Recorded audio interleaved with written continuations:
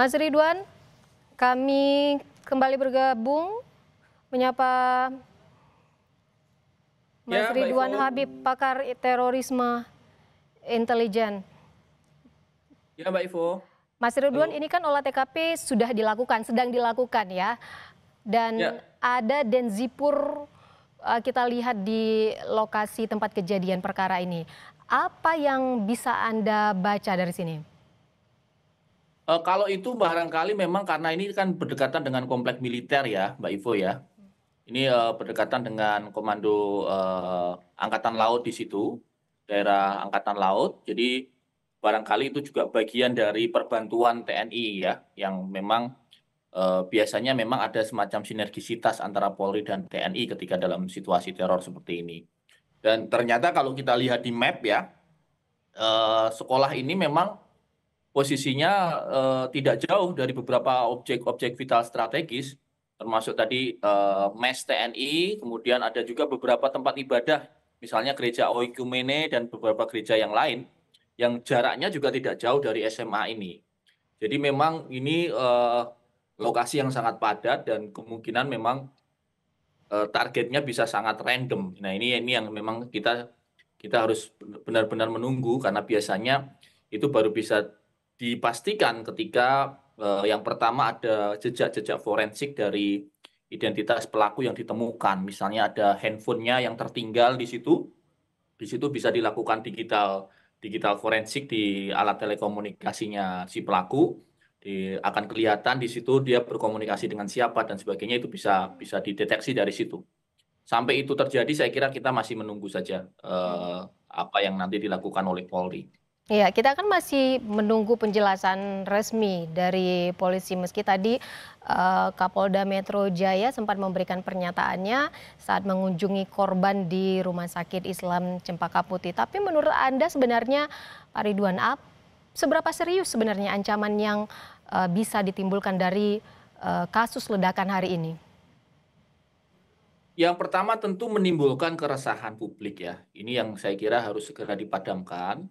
Keresahan publik di masyarakat bahwa situasi Indonesia yang selama ini aman-aman saja, ternyata masih ada teror. Ini yang saya kira juga harus segera dijelaskan ke masyarakat kenapa itu masih bisa terjadi. Itu yang pertama. Apalagi ini kan menyangkut anak-anak SMA, di mana ini sangat sensitif. Orang tua para siswa itu juga perlu kemudian mendapat penjelasan yang clear dari pihak kepolisian supaya kemudian ini tidak terjadi simpang siur. Biasanya ketika terjadi teror begini, Mbak Ivo, itu informasi berjibun ya. Hmm. Informasi berjibun tapi kita belum bisa mengklarifikasi hoax atau bukannya. Hmm. Jadi ini kenapa dalam jam-jam pertama setelah aksi teror itu memang verifikasi informasi itu penting sekali. Itu yang pertama. Yang kedua, saya kira ini juga alarm tanda bahaya yang harus segera menyala di komunitas intelijen bahwa situasinya ternyata belum sepenuhnya safe dari teror.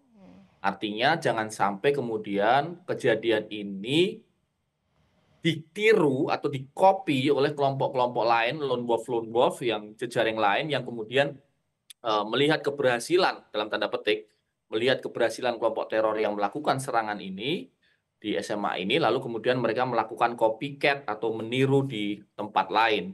Ini yang saya kira harus dipastikan itu tidak terjadi lagi. Hmm. Dan yang ketiga, saya kira tadi yang pertama adalah penjelasan yang jelas dan clear dari Polri dan dari pemerintah tentang situasinya seperti apa sebenarnya.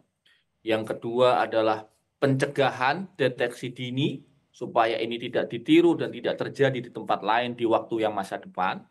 Dan yang ketiga tentu saja ini adalah satu evaluasi bersama dari komunitas intelijen bahwa ada sesuatu yang salah di sini atau yang disebut dengan intelligent failure atau kegagalan intelijen. Kenapa disebut gagal? Karena kejadiannya terjadi, strategic surprise-nya terjadi, sehingga kemudian harus dicari gagalnya di mana. Apakah itu gagalnya dari pengumpulan informasi di lapangan, apakah itu gagalnya dari kemampuan melakukan deteksi jaringan atau yang lain.